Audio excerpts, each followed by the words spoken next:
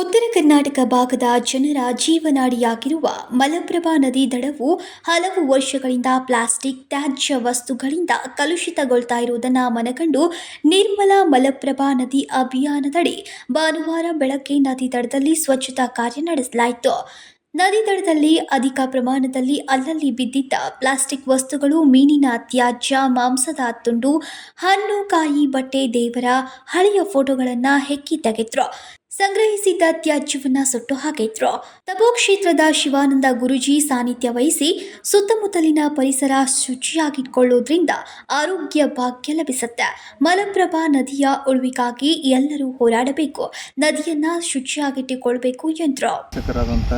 ವಿಶ್ವನಾಥ್ ಪಾಟೀಲ್ರು ಎಲ್ಲರೂ ಒಂದು ಸೇರಿ ಮಲಪ್ರಭಾ ನದಿಯನ್ನು ಸ್ವಚ್ಛತಾ ಕಾರ್ಯಕ್ರಮವನ್ನು ಇಂದು 18 ರವಿವಾರ ದಿವಸ ಮಾಡೋಣ ಅಂತೇಳಿ ಹೇಳಿದರು. ಅದೇ ರೀತಿಯಾಗಿ ಇವತ್ತು ಎಲ್ಲರೂ ಕೂಡಿ ಒಂದು ಬಳಿ ಸ್ವಚ್ಛತೆ ಕಾರ್ಯಕ್ರಮವನ್ನು ಚಾಲನೆಯನ್ನು ಕೊಟ್ಟಿದ್ದೇವೆ.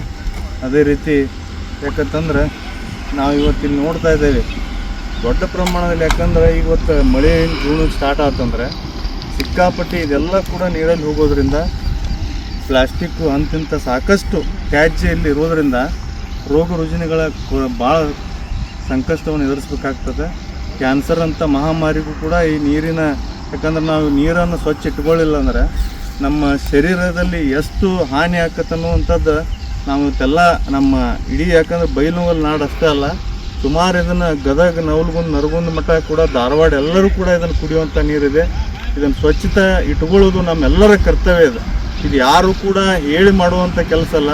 ಅದಕ್ಕಾಗಿ ದಯಮಾಡಿ, ಯಾಕಂತಂದ್ರೆ ಪರಮ ಪೂಜ್ಯರು ಆಗಿರ್ಬೋದು, ನಮ್ಮ ಶಾಸಕರು, ಮಾಜಿ ಶಾಸಕರಾಗಿರ್ಬೋದು, ಇದರ ಬಗ್ಗೆ ಯಾಕಂದ್ರೆ ಇದೇನೇ ಯಾವುದೂ ಕೂಡ ಸ್ವಾರ್ಥ ಇಲ್ಲ ಇದರಲ್ಲಿ.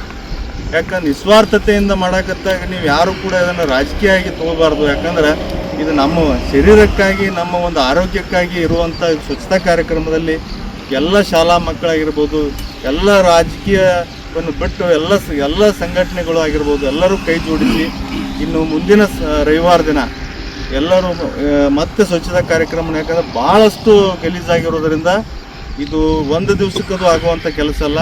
ಇದಕ್ಕೆ ಎಲ್ಲರೂ ಕೂಡ ಕೈ ಜೋಡಿಸಬೇಕು. ಕಾರ್ಯಕ್ರಮದ ನೇತೃತ್ವ ವಹಿಸಿದ್ದ ಮಾಜಿ ಶಾಸಕ ಡಾಕ್ಟರ್ ವಿಶ್ವನಾಥ್ ಪಾಟೀಲ್ ಈ ಅಭಿಯಾನಕ್ಕೆ ಕೈ ಜೋಡಿಸಿದ ಪ್ರತಿಯೊಬ್ಬರಿಗೂ ಕೃತಜ್ಞತೆಯನ್ನ ಸಲ್ಲಿಸಿದ್ರು. ಇನ್ನು ಈ ಸಂದರ್ಭದಲ್ಲಿ ಅನೇಕರು ಉಪಸ್ಥಿತರಿದ್ದರು. ಈರನ್ ಗೌಡ ಪಾಟೀಲ್, ಕೆಎಂಎಂ ಕನ್ನಡ ನ್ಯೂಸ್, ಬೈಲಹೊಂಗಲ್.